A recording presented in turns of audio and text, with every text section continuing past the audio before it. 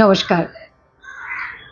19 শতকের নারীদের লেখা আত্মজীবনীর আজকের পর্বে থাকছে প্রসন্নময়ী দেবীর লেখা পূর্বকথা।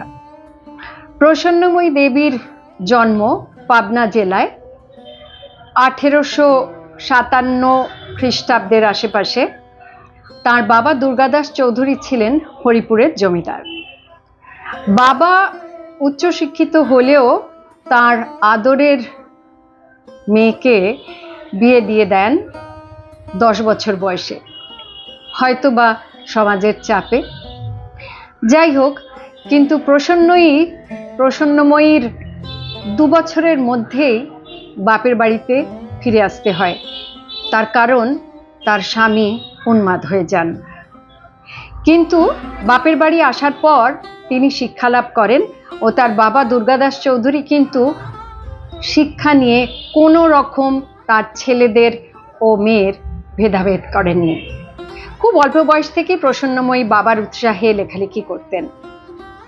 1917 সালে তার এই পূর্বকথা গ্রন্থাকারে বেরোয়, কিন্তু তার আগে 1319 বঙ্গাব্দে কুমুদিনী মিত্র সম্পাদিত সুপ্রভাত পত্রিকায় এটি ধারাবাহিকভাবে বেরোতে থাকে।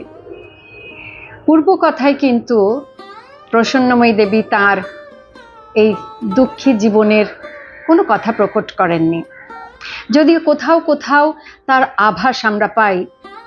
বরং তার বইতে তৎকালীন সমাজের খুব সুন্দর উনি ছবি তুলে ধরেছেন। তার মধ্যে আছে কুলীন সমাজ, বাল্যবিবাহ, বিধবা বিবাহ, পলাশির যুদ্ধ, সিপাহী বিদ্রোহ, ঠগীদের অত্যাচার, আর সমাজে একঘরে হয়ে যাওয়া লোকেদের দুর্গতির কথা। তার লেখাটি এত সুন্দর যে পাঠকের পড়তে পড়তে মনে হয় যেন সেই সময় চলে গেছে। এত সুন্দর তার লেখার মধ্যে সেই সমাজের ছবি ফুটে উঠেছে। মাতার প্রসব বেদনার কথা শুনিয়া আমার পিতৃশাশাগণ নিজেদের মধ্যে বলাবলি করিয়াছিলেন, আয় ভাই, আমরা এখন লুকাইয়া শয়ন ঘরে যাইয়া ঘুমের ভান করিয়া পড়িয়া থাকি।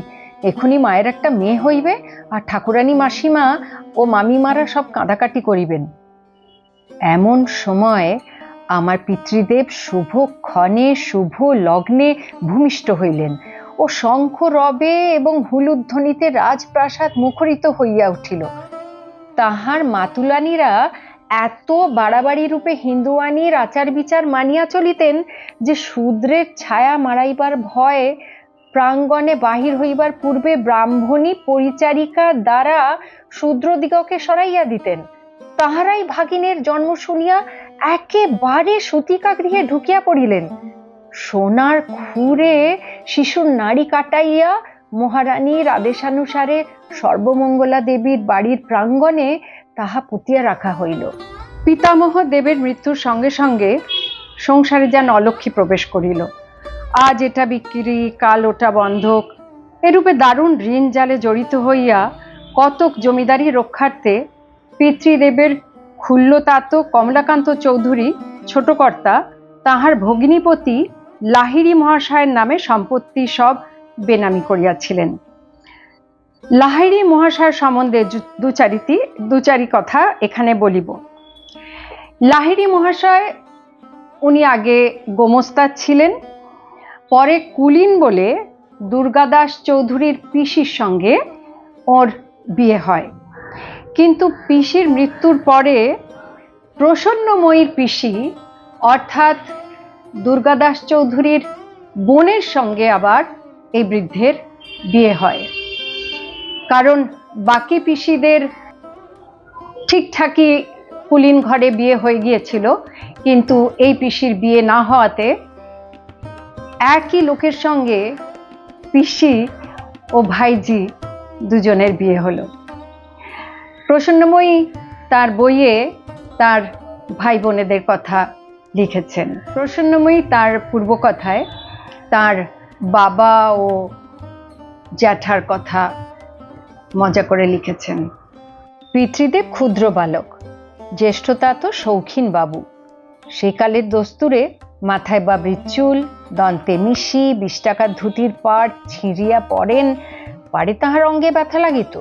প্রস্তরে খোদিত শ্যাম সুন্দর মূর্তি, উদার প্রকৃতি, যাহা কিছু পাইতেন পর দুঃখে কাতর হইয়া চক্ষের জল সহ দিয়া দিতেন। বিষয় কার্যে কখনো মনোনিবেশ করিতেন না।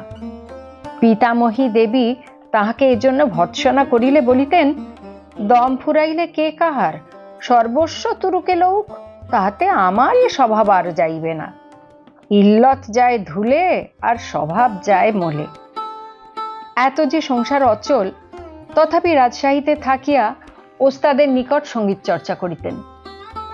তাহার বয়স্য প্রিয় পিতৃব্য বিরক্ত হইয়া তাহাকে এরূপ চিঠি লিখিয়াছিলেন, সেতার বাজালে কিছু হয় না, জমিদারি নিলাম হয়ে যায় বাবু, সেতার বাজালে কিছু হয় না। অন্নাভাবে কাঁদে মা, তেল পান্না পিসি, বাবরি নেড়ে চলছেন বাবু, দন্তে দিয়ে মিশি। এই কবিতাপত্রের জ্যেষ্ঠতাত গৃহে ফিরিয়া আসিলেন বটে, কিন্তু বিষয়ের কোনো বন্দোবস্ত হইল না। গৃহদেবতা শ্যামরায় ঠাকুরের বাড়িতে তেমনি নৈশ মজলিস বসিতে লাগিল এবং অক্ষ ক্রীড়া, গান, বাদ্য পূর্ববৎ সমারোহে চলিল। এই সব দেখিয়া শুনিয়া ভগ্ন হৃদয় ছোট কর্তা সম্পত্তির শোকে গঙ্গালাভ করিলেন।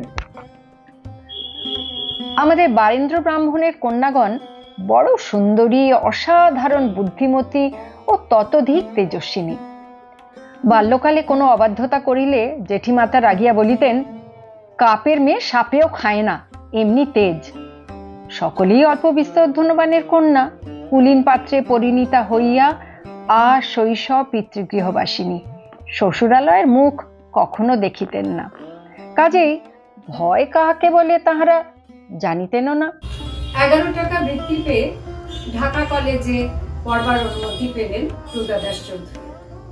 কিন্তু তার বোন, মানে তার দিদি মৃন্ময়ী, যার পিসমশাইয়ের সঙ্গে বিয়ে হয়েছিল, তিনি তাকে অনুমতি দিলেন না যাবার, আর তাই বৃত্তিটি বন্ধ হয়ে গেল। কিন্তু সংসারের অবস্থা তো ভালো না, পড়বেন উনি, কিন্তু পড়ার খরচা কি করে চলবে? সেই জন্য তিনি তার স্বামীকে তার ভাইয়ের পড়াশোনার খরচা দিতে বললেন।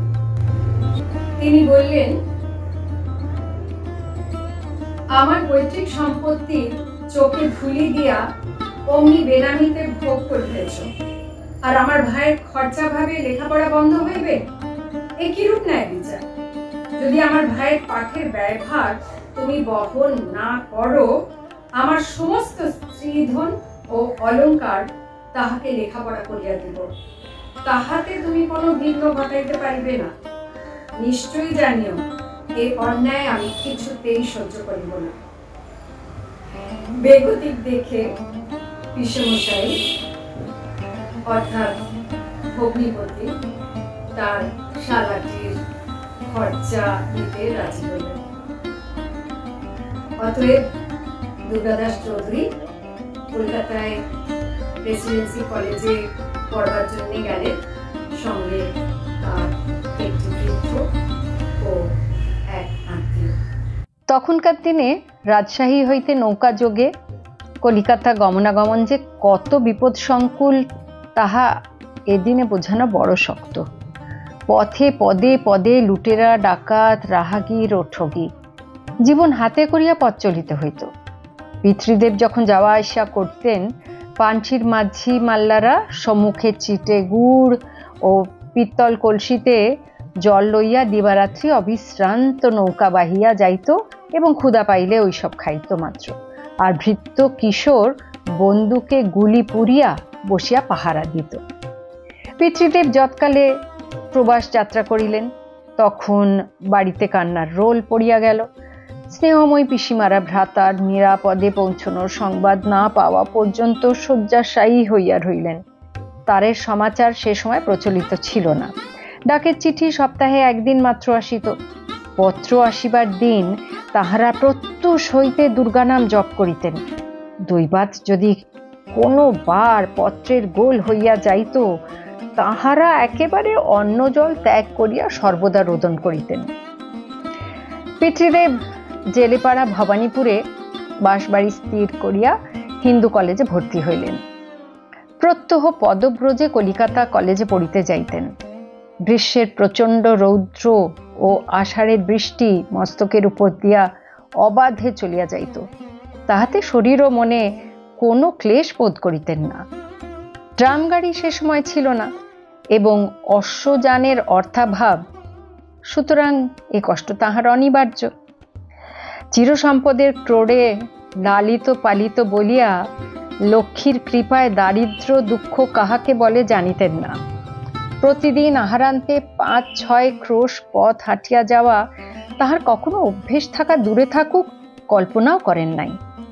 অবস্থার পরিবর্তন সহ যাহা করিতে বাধ্য হইয়াছিলেন, সেজন্য একদিনের নিমিত্ত পশ্চাৎপদ কিংবা দুঃখিত হন না।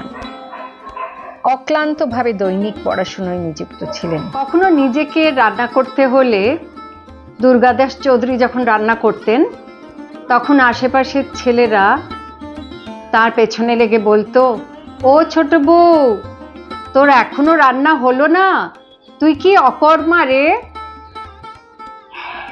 কিছুদিনের মধ্যেই তার বুদ্ধি ও অধ্যবসায়ের গুণে দুর্গাদাস চৌধুরী সকলের প্রিয় পাত্র হয়ে উঠেছিলেন।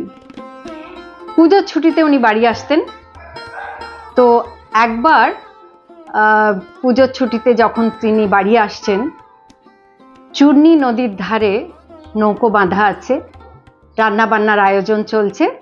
ঘাটে তখন অনেক লোক বসে আছে দিনের বেলা। যারা বসেছিল তাদের দেখতে তো সাধারণ মানুষের মতন, কিন্তু এরাই রাত্রির হলে কিন্তু ডাকাত হয়ে যেত।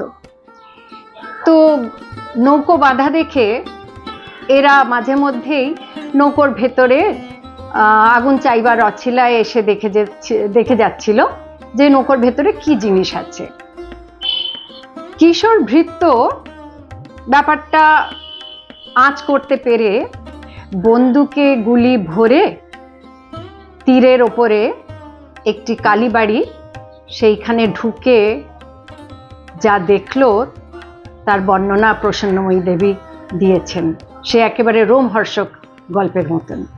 কালীর বাড়ি একটু নির্জন স্থানে ও শ্মশান প্রাঙ্গণে অবস্থিত এবং সেই গৃহের অভ্যন্তরে ভয়ানক মূর্তি কালীমাতা দণ্ডায়মান।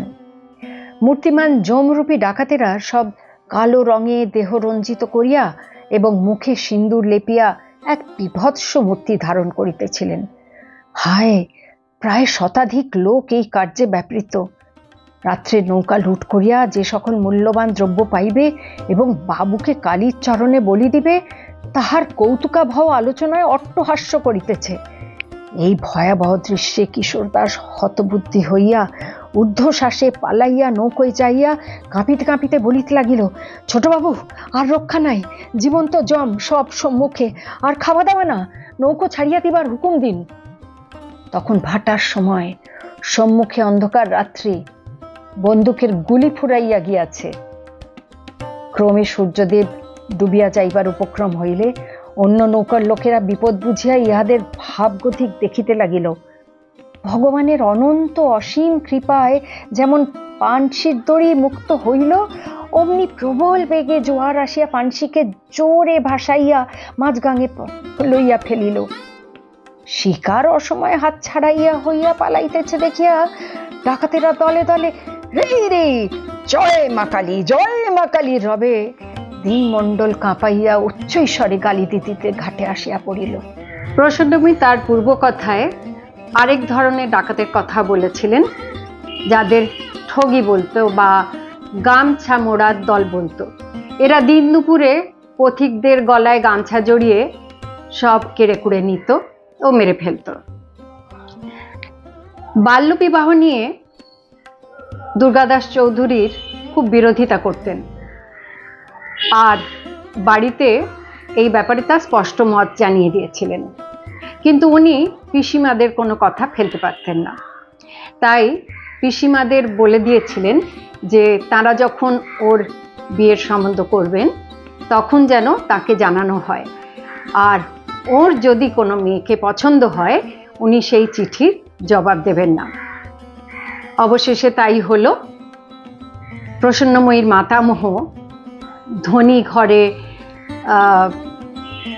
কন্যার বিয়ে না দিয়ে একটি যোগ্য শিক্ষিত পাত্রকে তার জামাতা হিসেবে তার মেয়ের বিয়ে দিলেন।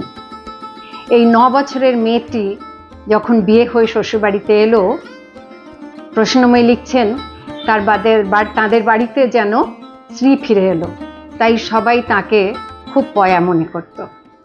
সেই নবমবর্ষীয়া ক্ষুদ্র বালিকা শৈশবের খেলাধুলা ভুলিয়া পরসেবায় আত্মোৎসর্গ করিয়া জননীরূপে চৌধুরী গৃহ সমুজ্জ্বল করিলেন।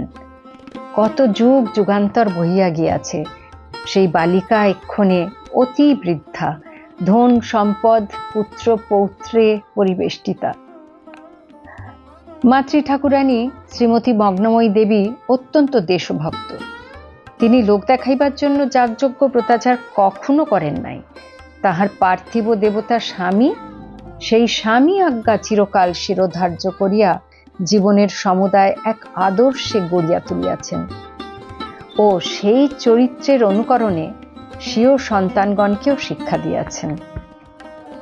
প্রসন্নময়ী তার পূর্বকথায় সিপাহী বিদ্রোহের উল্লেখ করেছেন। তার এক পিসিমাকে নিয়ে ওরা মুর্শিদাবাদ যখন যাচ্ছিলেন তখন সিপাহীরা তাদের পিছু ধাওয়া করে। মুর্শিদাবাদে গিয়ে প্রসন্নময়ী একটি ডাক্তারের কথা লিখেছেন। খুব সুপুরুষ যুবা ডাক্তার তার স্ত্রী বিয়োগের পরে শয্যা নিয়েছিলেন।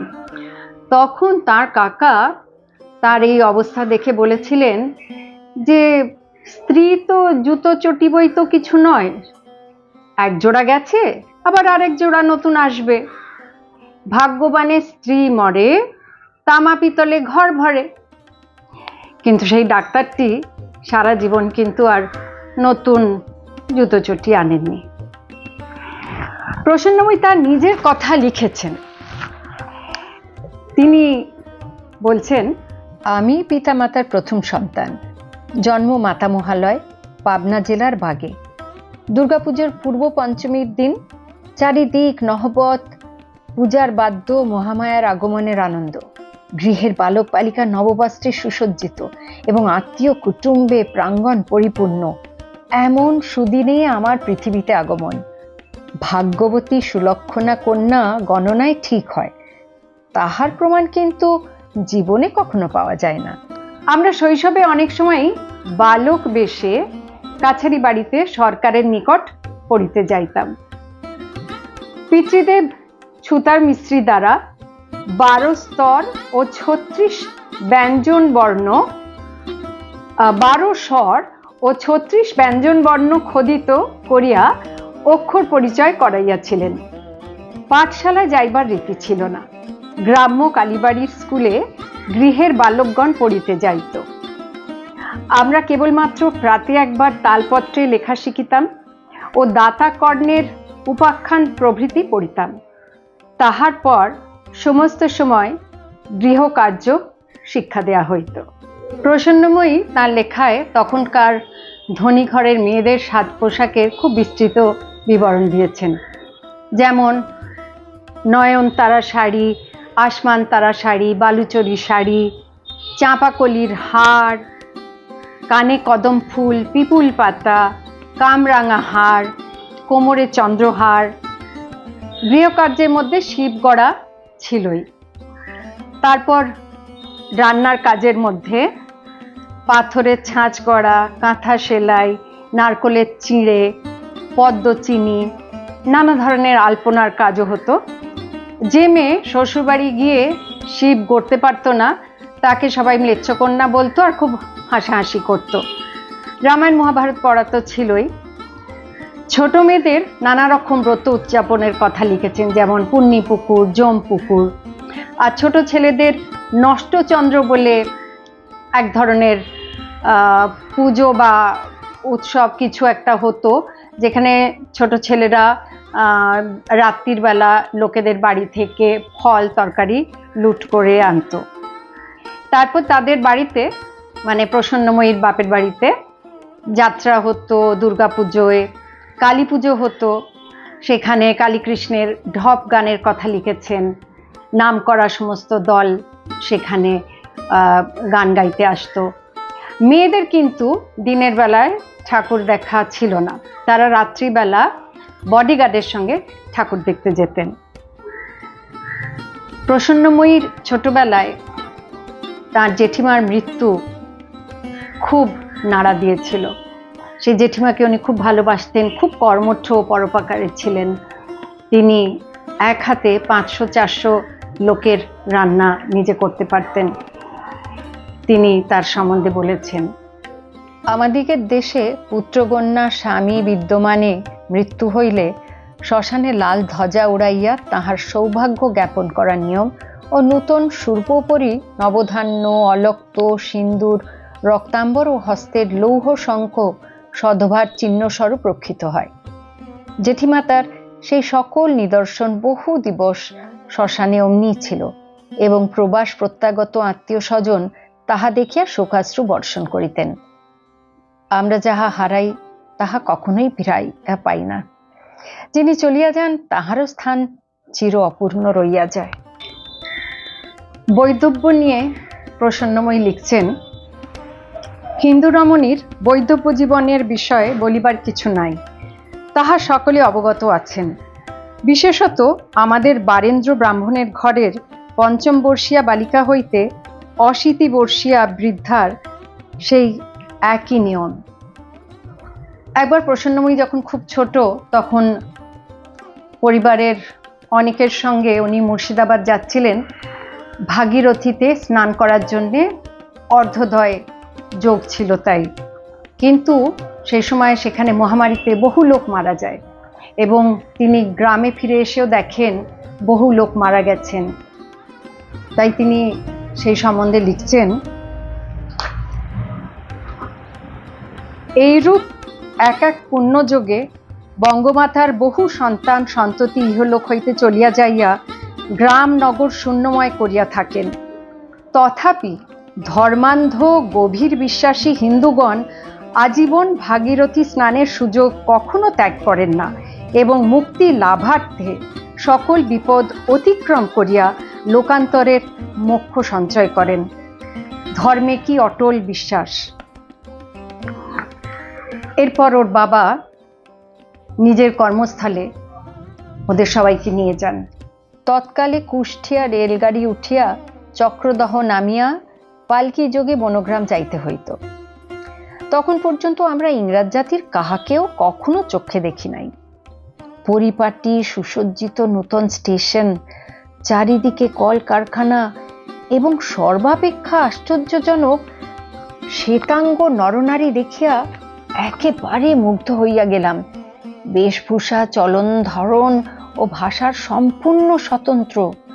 দেখিয়া শুনিয়া মনে মনে ভয়েরও সঞ্চার হইল। এমন শ্বেতবর্ণ মানব কোন রাজ্যে, ও যদি কখনো তাহাদের দেশে আমাদের কখনো লইয়া যায়, তাহা হইলে সে অজ্ঞাত রাজ্য হইতে আর ফিরিবার কোনোই উপায় নাই। মেম সাহেব কি ও কোন দেশীয়, কে ইহারা? চাকর দাসীরা তাহাদের সাহেব সাহেবানী নামকরণ করিয়া দিল। নিতান্ত অনভিজ্ঞ আমরা তাহাই বলিতে লাগিলাম। প্রসন্নময়ী তার ভাইয়ের সঙ্গে লেখাপড়া করত, কিন্তু মাঝে মাঝে মায়ের কাছে জিলিপি খোঁপা বাঁধতে গিয়ে তার পড়তে যেতে দেরি হয়ে যেত।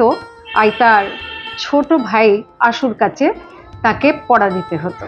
এটি তার খুব সম্মানে লাগতো, আর তিনি কেঁদে তার জামা কাপড় ভিজিয়ে দিতেন। বাড়ির নিয়ম মেনে 10 বছর বয়সে প্রসন্নময়ীর বিয়ে হলো। আর যেহেতু তার পরিবার কুলীন ছিল না, আর রীতি ছিল কুলীনের বাড়ি মেয়ের বিয়ে দেওয়া, তাই তিনি নিজের বিয়ের কুলীনের বাড়ি বিয়ে দেওয়ার এক অদ্ভুত গল্প করেছেন। আমার পূর্ণ 10 বর্ষ বয়স। বিবাহের জাঁক জমক সমারোহ, দান ভোজন, ফলাহার ও লোকলৌকিকতা আরব্য উপন্যাসের গল্পের ন্যায় অভূতপূর্ব। কুলীন পাত্রের কুলভঙ্গ করিবার নাম করণ। অধিকাংশ স্থানে ধনবানের কন্যা গরিব কুলীন পাত্রে বিবাহ দিবার পূর্বে আত্মীয়, বন্ধু, গুরু ও পুরোহিত সমভিব্যাহারে নদী কিংবা দীর্ঘিকার জলে হাঁড়িতে চাউল, তিল ইত্যাদি দিয়া কন্যাকর্তা ভাবি জামাতার সহিত তাহার কুল অতল জলে ডুবাইয়া দেন। যাহার কুল নদীগর্ভে নিমগ্ন করা হয় তাহার দুঃখিত লজ্জিত হইবার কথা, তবে ধনলোভী কুলীনগণ তাহা গ্রাহ্য করেন না এবং এই অসামঞ্জস্য বিবাহে ভবিষ্যতে অসুখী হইয়াও থাকেন। এ প্রকারে কন্যাদানের অনিশ্চিত ফলাফল বংশমর্যাদা রক্ষার্থে পিতামাতাও মনে করেন না। প্রসন্নময়ী বিয়ের পর কিন্তু আবার বাপের বাড়িতেই রইলেন, আর তার পড়াশুনো আগের মতনই চলতে লাগলো। বাবার বড় মেয়ে বলে আর তাছাড়া খুব আদুরে ছিলেন বলে বাবা তার জন্যে ইংরেজি ও শিল্পকার্যের জন্যে একজন ফিরিঙ্গি মেমের ব্যবস্থা করলেন। তাকে বাঙালিদের মতো সবাই ববের মা বলে ডাকত। প্রসন্নময়ী লিখছেন যে পড়াশুনো কতটা হতো না হতো তা তিনি জানতেন না, কিন্তু তার কাছ থেকে ফ্যাশন জিনিসটা খুবই ভালো শিখেছিলেন। লেখাপড়া হোক আর নাই হোক, বিদেশি ফ্যাশনটা বেশ আয়ত্ত হইয়া গেল। পূর্ণ মাত্রায় অনুকরণ করিতে ছাড়ি নাই। এখন তাহা নিজেই স্মরণ করিয়া নিতান্ত লজ্জিত কুণ্ঠিত হইয়া থাকি। ববের মা রোমান ক্যাথলিক। তাহার উত্তেজনায় আমরা সকলে মিলিয়া একদিন চার্চে যাইয়া উপস্থিত হইলাম। আমাদিকে সম্মানার্থে সেদিন বাংলায় বক্তৃতা হইল। সেরূপ অপূর্ব উচ্চারণ ও অদ্ভুত বঙ্গভাষা জীবনে কখনো শুনি নাই। পাদ্রী মহোদয় ভাব ভঙ্গি সহকারে বলিতে লাগিলেন, ডাক জানানাগণ, শয়তান দ্বারের নিকটে প্রভুর প্রেরণ, তাহার ধর্ম তোমরা লইবে কিনা বলো। ঘৃত যেমন আগুনে গলে যায়, তেমনি তোমরা নরকে গলে যাবে। শয়তান চুল ধরিয়া বেধর্মীকে লই যাবে, গরম লোহা দিবে। আমরা কোন রকম হাস্য সম্বরণ করিয়া তপ্ত ঘৃতের ন্যায় গলিয়া গৃহে ছাইয়া জমাট বাঁধিয়া গেলাম। প্রসন্নময়ীর আবৃত্তি শুনে বিদ্যাসাগর মহাশয় তাকে তার নিজের লেখা কয়েকটি বই দিয়েছিলেন, আর দীনবন্ধু মিত্র তাকে কয়েকটি উপহার দিতেন। আর তাদের বাড়িতে যখন সাহিত্যের আসর বসত তার প্রধান হতেন দীনবন্ধু মিত্র। আর এই সাহিত্যের আসরে সব রকম আলোচনা হতো, মানে বটতলার লেখা তা নিয়েও আলোচনা হতো, আর তারপরে বিভিন্ন বিদেশি লেখক বা আমাদের এখানে মাইকেল, বঙ্কিমচন্দ্র, এদের সকলের লেখা নিয়ে আলোচনা হতো। প্রসন্নময়ী লিখেছেন যে এই সাহিত্যর আসরে কিন্তু শুধু সাহিত্য হতো না, তার সঙ্গে কিন্তু মুখও চলতো, খাবারেরও নানা রকম আয়োজন থাকতো। যেমন একটা লিখেছিলেন মাংসের চপ উইথ উস্টার সস। প্রসন্নময়ী তার বিবাহিত জীবনের কথা খুব একটা তো লেখেননি, কিন্তু প্রথম বিয়ের পর ওর শ্বশুরবাড়িতে কেমন কেটেছিল, ওকে নিয়ে সবাই কীরকম উৎসাহ হয়েছিল তা নিয়ে কিন্তু খুব সুন্দর একটা বিবরণ দিয়েছেন। বিবাহান্তে প্রথম যখন আমি শ্বশুরালয়ে যাই, আমার সঙ্গে দাস দাসীর এক রেজিমেন্ট গিয়াছিল। তাহাতে শ্বশ্রুমাতা রুষ্ট ও অপ্রসন্ন হইয়া বলিয়াছিলেন, বউয়ের নাই রবের ঠাঁই, বউয়ের সাথে 1600 দায়ী। কাটা কাপড় মানে সেমিজ জ্যাকেট পরা, লেখাপড়া জানা নববধূর আগমন বার্তা রামময় প্রচার হইবা মাত্র আবাল বৃদ্ধ বনিতা সময় অসময়ে আসিয়া উপস্থিত হইতে লাগিলেন। আমি একটা দর্শনীয় পদার্থ হইয়া উঠিলাম। অনেকে আবার কৌতূহলবশত আমার পড়া শুনিতে চাহিলে ভদ্রতার অনুরোধ উপেক্ষা করিতে পারিতাম না।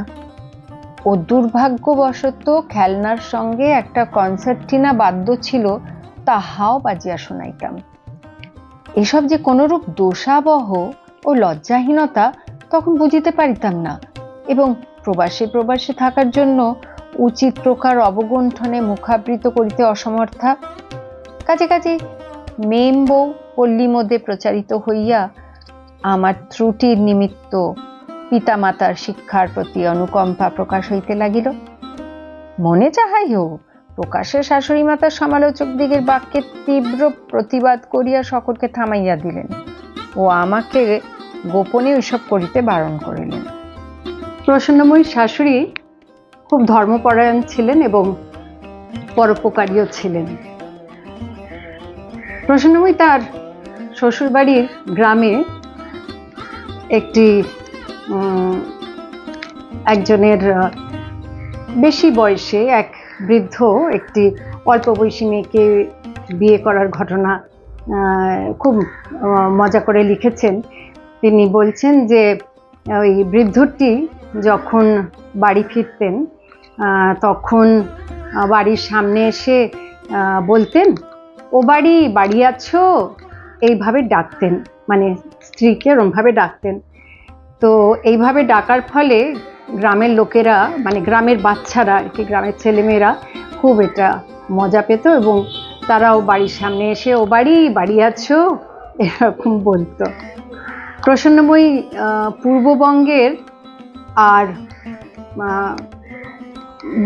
পূর্ববঙ্গের এবং তার পশ্চিম দিকের যে ধরনের বিভিন্নতা ছিল, মানে কথাবার্তায় বা কোনো কিছু আচার ব্যবহারে, সেটাও লিখেছিলেন। যেমন পূর্ববঙ্গে লঙ্কাকে বলা হয় মরিচ, এরকম কিছু কথা। আর তার বর্ণনায় এই আলাদা আলাদা দুদিকের সংস্কৃতি ফুটে উঠেছে। একাদশীতে নির্জলা উপবাস করা ও অঞ্চলে নাই। বাল্যবিধবা কিংবা অক্ষম বৃদ্ধা ব্রাহ্মণীরা খই দই খাইয়া একাদশী পালন করেন। আমাদিগের রাজশাহী জেলায় মৃত্যুর অব্যবহৃত পূর্বেও তৃষ্ণাকাতর বিধবা নারীগণ একাদশী দিনে গঙ্গা জলও পান করেন না, এমন কঠোর নিয়ম রক্ষা করিতে কুত্রাপি দেখি নাই। প্রসন্নময়ী দেবী তাঁর পূর্বকথায় সমাজে একঘরে হয়ে যাওয়ার যে দুর্গতি তা লিখেছেন। সর্বাপেক্ষা গুরুতর দণ্ড একঘরে করা। কন্যার বিবাহ, পুত্রের উপনয়ন, পিতৃমাতৃ শ্রাদ্ধ বন্ধ, গ্রামে কাহারও নিমন্ত্রণ নাই, গুরু পুরোহিত, ধোপা নাপিত, দাস দাসী এবং ভুইমালি পর্যন্ত এককালীন রহিত। পথে ঘাটে বাহির হওয়া দুঃসাধ্য। বালকরা হাততালি দিয়া ব্যঙ্গ করিতে থাকে, চোরের বাপের ডাগর গলা, আরও চায় পাকা কলা। সর্বাপেক্ষা দুর্গতি এক ঘরে ব্যক্তির গৃহে মৃত্যু সংঘটন হইলে সৎকার করিবার লোক ও দাহের কাষ্ঠ পাওয়া যায় না। বাসি মরা হইবার ভয়ে মৃতদেহ আপন স্কন্ধে বহন করিয়া শ্মশান ঘাটে লইয়া অন্ত্যেষ্টিক্রিয়া নির্বাহ করিতে হয়। জনপ্রাণীর সাহায্য করে না। হে শাস্তি ফাঁসির অপেক্ষাও ভয়ঙ্কর। প্রসন্নময়ী দেবী লিখেছিলেন, জীবনে 3 বার মাত্র শ্বশুরালয় গিয়েছিলাম। দ্বিতীয়বার তিনি শাশুড়ির সঙ্গে বিক্রমপুরে এক বৈদ্যের কাছে গিয়েছিলেন, সেটা লিখেছেন। এই বৈদ্য কিন্তু উন্মাদ রোগের চিকিৎসা করতেন। যদিও প্রসন্নময়ী দেবী লেখেননি যে কেন গিয়েছিলেন বা কার চিকিৎসা করাতে গিয়েছিলেন। আর তৃতীয়বার তিনি যান মেয়ে জন্মাবার পরে, সেই শেষ। প্রিয় জন্মর পরে আরেকবার আমি কন্যাসহ শ্বশুরালয় গিয়াছিলাম, সেই শেষ। শ্বশ্রুমাতা তাহাকে দেখিয়া অত্যন্ত আহ্লাদিত হইয়া নাম রাখিয়াছিলেন গিরিবালা। জানি না কেন তাহার দত্ত গিরিবালা লুপ্ত হইয়া প্রিয়ম্বদা বজায় রহিয়া গেল।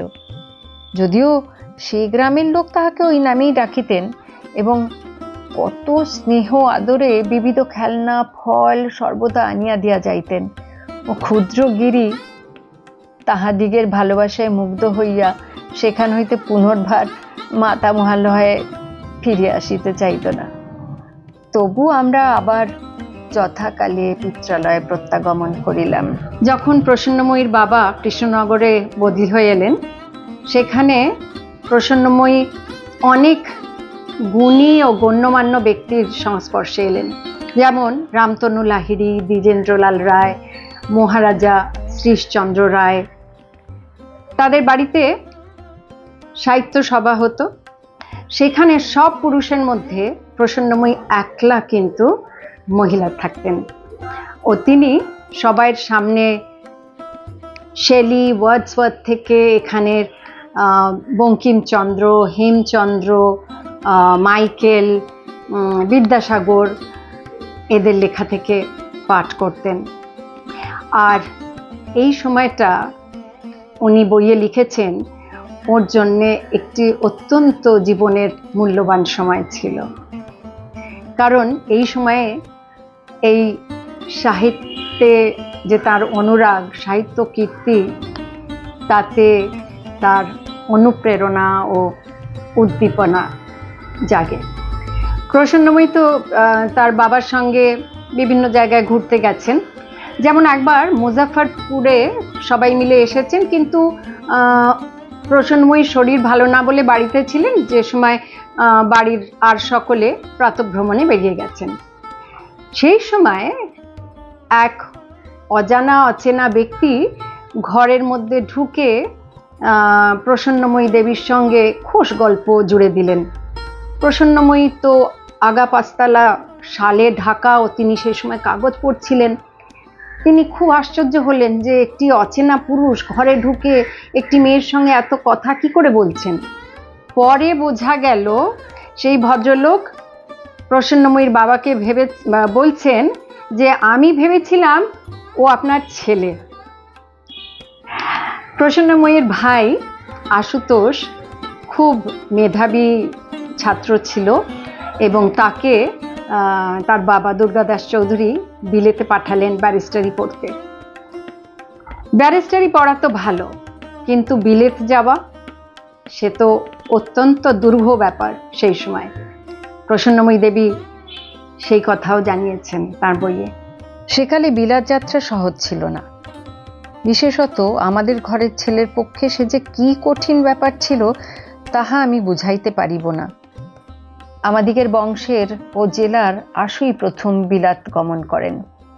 এমনি সামাজিক শাস্ত্রের বিধান যে জাত গেল আমাদিগের মধ্যে, পিসিমাতাগণের প্রায়শ্চিত্ত ব্যবস্থা হইয়া 5 কাহন করিতে মস্তক মুন্ডন হইতে অব্যাহত পাইলেন। আর আহারও তো বাল বিধবা শৈশব ব্রহ্মচর্য প্রতিপালন করিয়া চলিতেন।